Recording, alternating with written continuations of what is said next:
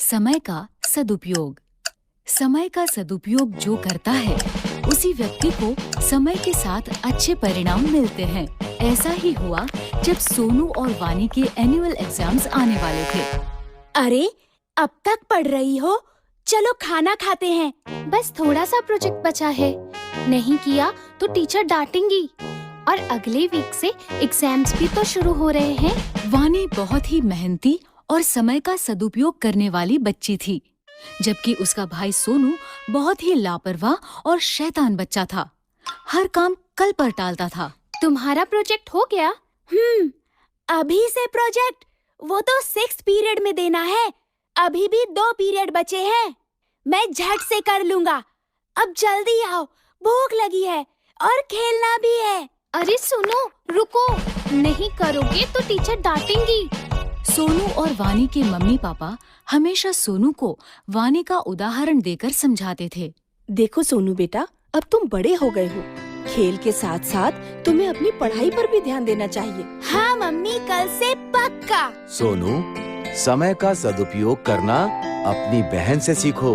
देखो, समय से पढ़ती है, समय से खेलती है, आज का काम कल पर कभी नहीं टालती। आप देखना, मैं भी कल से पक्का ऐसा ही करूँगा। अभी जाऊँ खेलने, प्लीज। सोनू की लापरवाही दिन पर दिन बढ़ती ही जा रही थी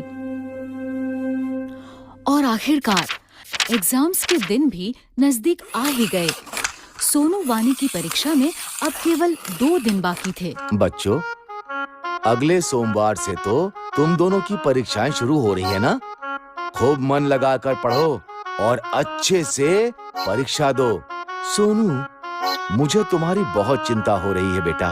तुम हमेशा आज का काम कल पर टाल देते हो। पढ़ाई कल पर नहीं टालना। वानी की तरह सभी पाठ समय से पढ़ लेना, ठीक है? अरे पापा, परीक्षा में अभी पूरे 2 दिन बाकी है। मैं झट से पढ़ लूँगा सब कुछ। अभी तो मैं खेलने जा रहा हूँ। जब तक खेलूंगा नहीं, तब तक पढ़ाई भी समझ नहीं आएगी।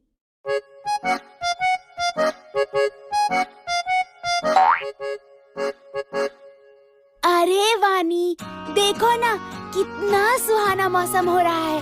आओ ना, थोड़ी देर खेल लेते हैं। पढ़ाई तो बाद में भी कर सकते हैं, झट से सब हो जाएगा। हाँ, मौसम तो सुहाना है, लेकिन मुझे मेरा पाठ पूरा करना है। कल परीक्षा है। इस मौसम में तो खेलने का मजा ही कुछ और है। तुम पढ़ती रहो, मैं तो चला खेलने। कुछ देर बाद वानी ने देखा कि सुहाना मौसम धीरे धीरे आंधी तूफान का रूप ले रहा है और काले बादल घुमड़ रहे हैं, मानो बारिश कभी भी हो सकती है। बारिश का मौसम देख वानी को चिंता होने लगी कि अगर बारिश आ गई तो उसका पाठ कैसे पूरा होगा, क्योंकि बारिशों में अक्सर घर की बिजली कट जाती है। उसने सोनू को आवाज दी। सोनू, सोनू सुनो, मौसम देख के लगता है बारिश होने वाली है।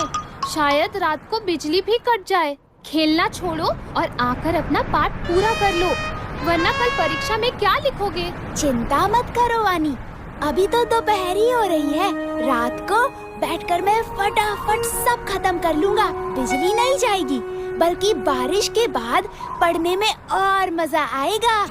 अच्छा, मैं जाता हूँ, मेरी बैटिंग आ गई। सोनू देर शाम तक खेलता ही रहा, लेकिन उसकी चिंता तब बढ़ी जब अचानक से बारिश शुरू हो गई। सोनू बुरी तरह घबरा गया और घर लौटा, जहां आकर उसने देखा घर पर ही नहीं बल्कि पूरे गांव में बिजली नहीं है। ये देखकर सोनू जोर जोर से रोने लगा। कल परीक्षा में मेरा क्या होगा? मैंने तो एक पाठ भी नहीं पढ़ा और अब तो बिजली भी नहीं है। मैं तो फेल हो जाऊंगा। मैंने कहा था ना, अपना पाठ समय से पढ़ लो। मैंने तुम्हें 1 हफ्ते पहले ही कह दिया था कि समय पर पढ़ाई कर लेना, लेकिन तुम्हें कभी कुछ समझ में नहीं आता। अब भोगो। सॉरी पापा, अब मैं क्या करूं?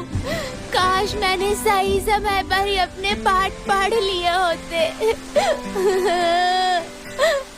उसे समझ आ गया था कि उसकी लापरवाही के कारण उसके पास अब पढ़ने का समय बचा ही नहीं। रोने से अब कुछ नहीं होगा।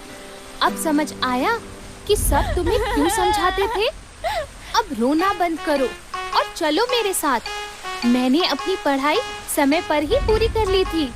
मैं तुम्हें सारा पाठ समझा दूंगी और याद भी करवा दूंगी। चलो।